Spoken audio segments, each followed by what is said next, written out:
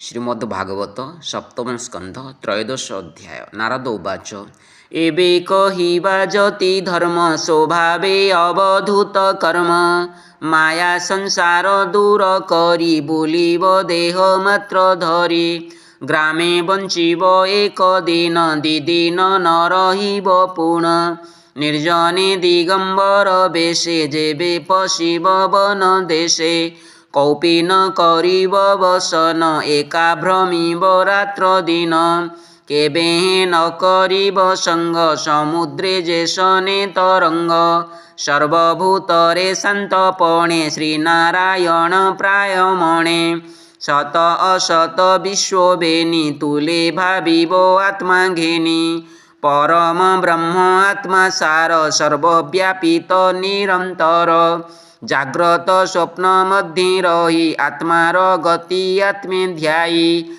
आत्मार बंध मोक्ष बेनी लखिब माया मात्र घेनी वस्तु स्वभाव नाही तार एणु सर्वदा निर्विकार वस्तुर नित्यानित्य भाव एणु ए शरीर अध्रुव जीवर उत्पत्ति मरण कालटी एहार कारण एणु शरीर धर्म जानी आत्मार गति परिमाणी अशास्त्रे न करिब रति जीविका ज्योतिष प्रभृति दूरे ते जीव तर्कवाद जे शास्त्रे पक्षपात भेद अभ्यास न करी से पथे शिष्य न करिब संगते व्याख्यान निज प्रयोजन केबे न करिब मन मठादि गृह को निर्माण केबे नोहे जति धर्म सुशांत बुद्धि समचित्त होइब अर्थरे विरक्त दृश्य अदृश्य भावे थिब बाई बालक चेष्टा भाव मूक बधिर प्राये बेशे भावे बंचिब आत्मवशे शुण राजन सावधान जे इतिहास पुरातन प्रह्लाद संगे मुनिवर नाम जाहार अजगर एबे निजनंक संवाद शुणन्ते न लागे प्रमाद से प्रह्लाद एक दिने मृगया अर्थे गले बने भृत्य कर घेनी संगे बने विहरे क्रीडा रंगे एमन्ते शय्यगिरि तटे कावेरी तटे भूमि पृष्ठे शयने देखे मुनिवर शरीर धूलि रे धूसर स्वेद कर्दमे से भूषित सम्मुखे देखे विपरीत कर्म वचन लिंग वर्णे लखी न पारे अनुमाने किबा आश्रम लखी नोहे शयन विपरीत देहे ताहांकु देखी प्रह्लाद भावे न मिलावे निपाद लक्षणे मणि तार गति बोलन्ति असुरंक पत्ति प्रह्लादोवाच स्थूल शरीर तोहर स्वभावे दिशई सुंदर भोगी पुरुष प्राय होई तो देह देखी पचारई भीतर जने भोगी जने भ्रमंती नगर विपिने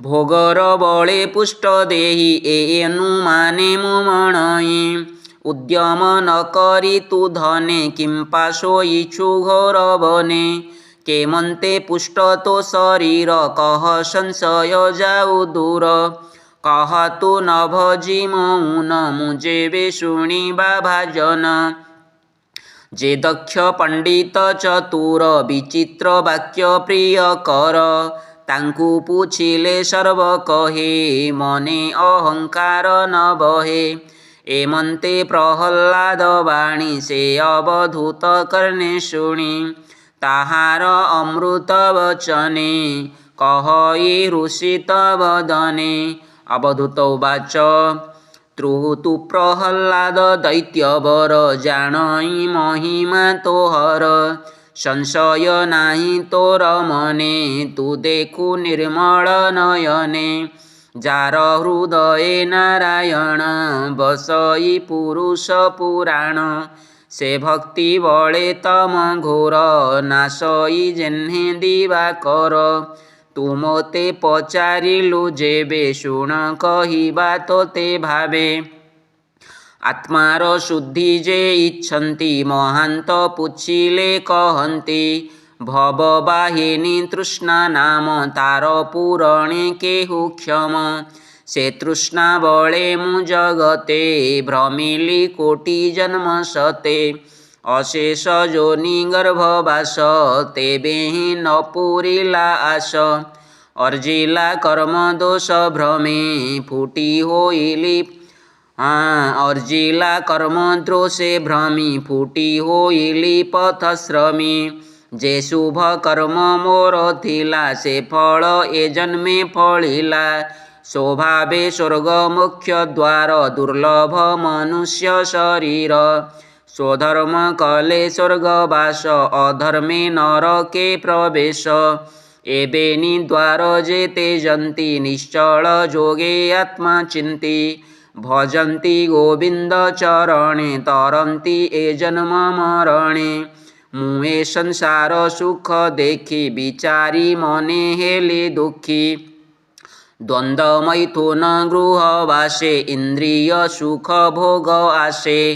ଅନ୍ତେ ନରକେ ବିଶ୍ରାମନ୍ତି ଏ ଘେନି ମନେ କଲି ଭ୍ରାନ୍ତି। ଏଣୁ ମୁଁ ଗୃହ ଦ୍ୱନ୍ଦ୍ୱ ଏଡ଼ି ତପସା ଧଇ ଦୁଃଖେ ପଡ଼ି। ପ୍ରବୃତ୍ତି ମାର୍ଗେ ନର ଦୁଃଖୀ ନିବୃତ୍ତି ମାର୍ଗେ ହୁଅନ୍ତି ସୁଖୀ। ଏବେ ମୁଁ କୃଷ୍ଣର ପ୍ରସାଦେ ନିବୃତ୍ତି କର୍ମ ଯୋଗ ସାଧେ।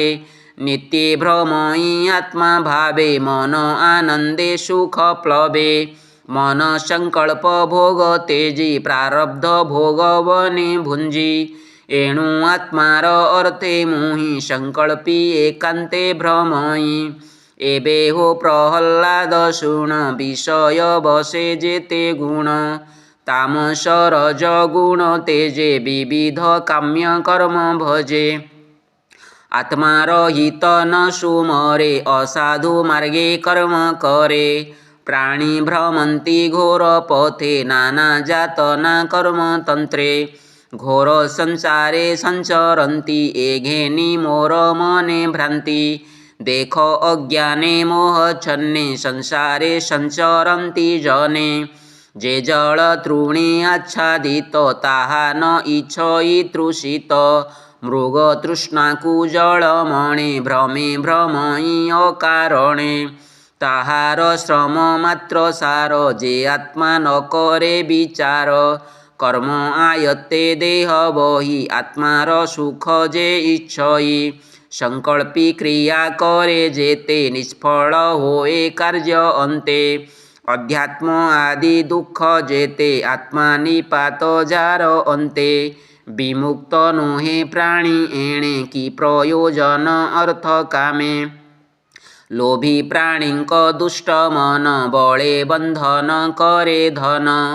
ଧନୀ ଜନଙ୍କ ଦୁଃଖ ଦେଖି ମୁଁ ଧନ ତୃଷ୍ଣାକୁ ଉପେକ୍ଷି।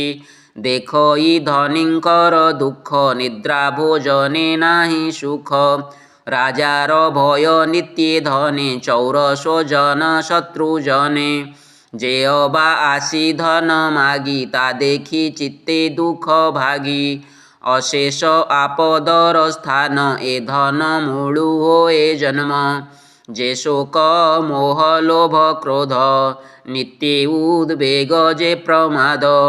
ଯାହାର ମୂଳୁ ଏ ସ୍ରବନ୍ତି ଧନର ମୂଳେ ପ୍ରାଣ ଭୀତି। ଏ ଘେନି ଯେ ପଣ୍ଡିତ ଜନେ ଲୋଭ ତେଜନ୍ତି ଜାଣି ଧନେ। ମଧୁମକ୍ଷିକା ଅଜଗର ଏ ଜନ୍ମେ ଗୁରୁ ଏ ମୋହର। ଯେ ବୈରାଗ ପରିତୋଷ ଏହାଙ୍କ ତହୁଁ ଉପଦେଶ। ବୈରାଗ୍ୟ ସର୍ବକାମେ ମୋର ଏ ଶିକ୍ଷା ଦେଲା ମଧୁକର। ଅନେକ ଦୁଃଖେ ଯେ ଅର୍ଜନ ତାକୁ ବିନାଶୀ ହରେ ଆନ। ଧନ ନ ଇଚ୍ଛି ତୋଷ ମନେ ଭ୍ରମଇ ଯଥା ଲାଭ ଧନେ। ମହାସର୍ପର ପ୍ରାୟେ ହୋଇ ବଞ୍ଚଇ ଉପଦେଶ ଧ୍ୟାଇ। तथापि गोविंद प्रसन्ने नित्ये आनंद मोर मने मो देहे बल कांति तुष्टि सुख वर्धने देह पुष्टि ए भावे बंचे मोर देही मु सुख दुख न जानाई अल्प आहार काहीं पाई काहीं बा संपूर्ण भुंजई स्वादु अस्वादु न मणई जे दिने जे बा मिलई ग्रासकु अमृत मणई सुमिष्ट मिले बा काहीं काहीं बा कटु तिक्त पाई मन संतोषे ता भुंजई काहीं बा श्रद्धा उपहृत काहीं बा मान्य विवर्जित काहीं बा दधि अन्न घृत काहीं बा लवण वर्जित अल्प बहुत न बारई जहीं जा मिले तुष्ट तहीं एमंते पोषई जीवन निश्चिंत मने मो शयन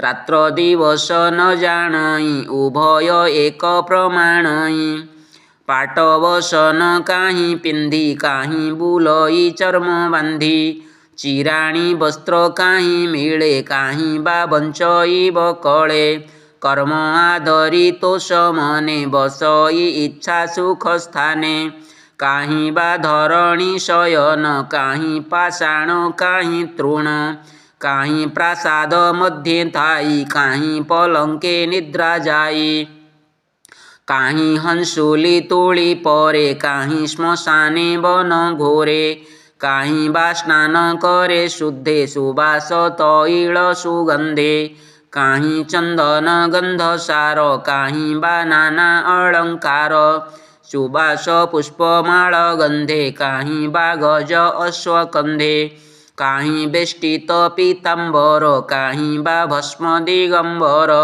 काहीं बा ज्ञान थाई देहे काहीं भ्रमई गृही प्राये काहीं प्रमाद देहे थाई काहीं बा वृक्ष मूले सोई हे प्रहल्लाद शुण धीरे आर कहिबा तो छामुरे विषय जड़े प्राणी थांती निज स्वभाव प्रकाशंती काहाकू निंदा स्तुति मोर केबे न करे विचार सर्व प्राणींक श्रेय चिंती एणु मो मने नाही भ्रांति आनंदे गोविंद चरणे चित्त निवेशी अनुक्षणे चित्त विकल्प होम करी ताहाकू मन मध्ये भरी मन विकार तत्वे थोई जेणे मायाकू भय नाही से माया आत्म अनुभूते सत्य संकल्प मुनि मते तेणु निर्विकार मो मन निर्गुण ब्रह्मे करी ध्यान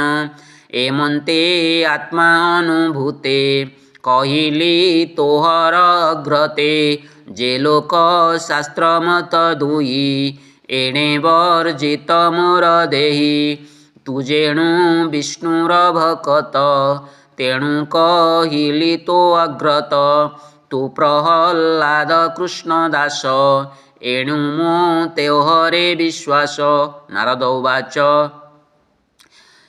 एमंते मुनु मुनि मुखु शुणी परमहंस धर्मवाणी से प्रहल्लाद ज्ञानी धीर स्वभावे विष्णुर किंकर से अवधूत तत्ववाणी प्रवाह सुधा तरंगिणी से प्रहल्लाद शुणी कर्णे बंदिला विविध स्तवने आनंदे नमिता चरणे सदने गला तत्क्षणे शुण सुजने दृढ़ चित्ते हरिचरित भागवते सप्तम स्कंधे जेते धर्म जे धर्म अवधूत कर्म प्रह्लाद अवधूत कथा शुणन्ते खंडे भवव्यथा एणे निर्मल कर चित्त कहई दास जगन्नाथ इति श्रीमद्भागवते महापुराणे पारमहंस्यां संहितायां सप्तमस्कन्धे युधिष्ठिर नारद संवादे जतिधर्मे त्रयोदशोऽध्यायः। हरे कृष्ण कृष्ण कृष्ण हरे हरे हरे राम राम राम हरे हरे हरि बोलो।